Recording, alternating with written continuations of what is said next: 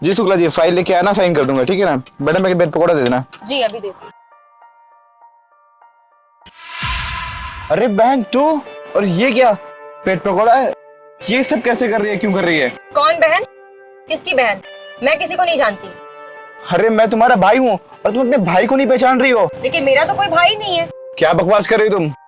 और ये तुम क्या कर रही हो? रोड पे खड़े होके पकौड़े बेच रही हो? जब आप लोगों ने मुझे घर से निकाल दिया तो अपने लिए कुछ तो करना ही था ना मुझे। घर से बाहर निकाल दिया? अरे हमने तुम्हें कब घर से बाहर निकाला?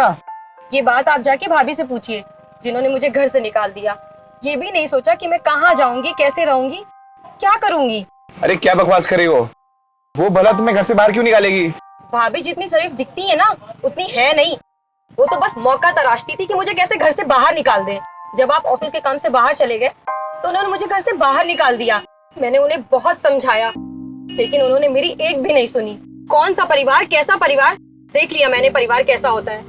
मैं मान चुकी हूँ कि मैं इस परिवार के लिए मर चुकी हूँ। पर तुम्हारी भाभी ने तो मुझसे बोला था कि तुम गांव चली गई हो अपनी चाची के पास में, और मुझे भी यही लगा तुम चाची के पास में गई होगी, लेकिन तुम तो यहाँ पकौड़े बेच रही हो। हाँ हाँ, तो देख लिया ना आपने मैं कौन से गांव में हूँ, क्या कर रही हूँ। भैया आप भी ना एक बार भी पता लगाने की कोशिश नहीं की कि मैं कहाँ हूँ, कैसे हूँ, किस हाल में हूँ। अरे ऐसी बात नहीं है बहन, मैंने ना तुम्हें कई बार फोन मिलाया, लेकिन तुमने मेरा एक बार भी फोन नहीं उठाया। मैं क्यों आपका फोन उठाऊं? जिस परिवार ने मेरे बारे में एक बार भी नहीं सोचा, उससे मैं क्यों नाता रखूं, उससे मैं क्यों रिश्ता रखूं। आप खुद सोचो ना भैया, जिसका भाई इतना अमीर हो, उसकी बहन को ऐसे दर दर की ठोकरें खानी पड़ रही है, जैसे ठेले लगा के पकौड़े बेचने पड़ रहे हैं। देख बहन, मैंने कभी भी ऐसा नहीं चाहा कि तुम मुझसे अलग हो, और अगर तुम्हारी भाभी ने ऐसा किया है ना, मैं उसे छोड़ूंगा नहीं फिर आज। भैया आप चले जाइए यहाँ से, मुझे मेरे हाल पे छोड़ दीजिए, आपसे कुछ नहीं होने वाला। मैंने बोला ना मेरे साथ में चलो, मैं उसे छोड़ूंगा नहीं, तू मेरे साथ चल। आकांक्षा, आकांक्षा। जी बोलिए। आन्या कहाँ है? वो मैंने बताया तो था कि वो गांव गई है। अच्छा, आन्या गांव गई है, तो फिर ये कौन है? आन्या। अमित वो ना मैं तुम्हें बस बताने ही वाली थी। तुमने मुझसे झूठ बोला कि मेरी बहन गांव चली गई है और मुझे ये रोड पे भटकते हुए मिली। आकांक्षा, मैं तुमसे कितना प्यार करता था और तुमने मुझसे इतना बड़ा झूठ बोला। मैं भी कितना बड़ा पागल था, तुम्हारे एक बार कहने पे मैंने तुम्हारी बात पे यकीन कर लिया। मैं भी कितना पागल निकला। मेरी बहन गांव गई और मैंने एक बार तक उसे खबर नहीं ली कि वो कैसी है, किस हाल में है।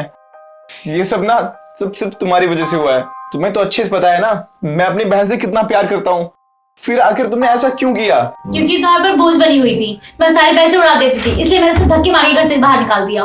अरे मेरे पैसे हैं, मेरी मर्जी है, मैं जिस पे चाहूं उस पे खर्च करूं। और ये तो मेरी बहन है, और बहन कभी भी अपने भाई पे बोझ नहीं बन सकती। और ये बोझ वाली बात आई कहां से?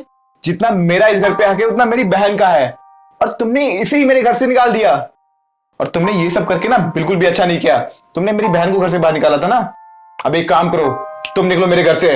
नहीं नहीं अमित, मुझसे बहुत बड़ी गलती हो गई, मुझे माफ कर दो। मैं आगे से ऐसा कभी नहीं करूंगी, कभी तुम्हें शिकायत का मौका नहीं दूंगी। देखो आकांक्षा, मुझे ना तुम्हारी कोई बात नहीं सुननी है, तुम यहाँ से निकल जाओ तो ज्यादा अच्छा होगा।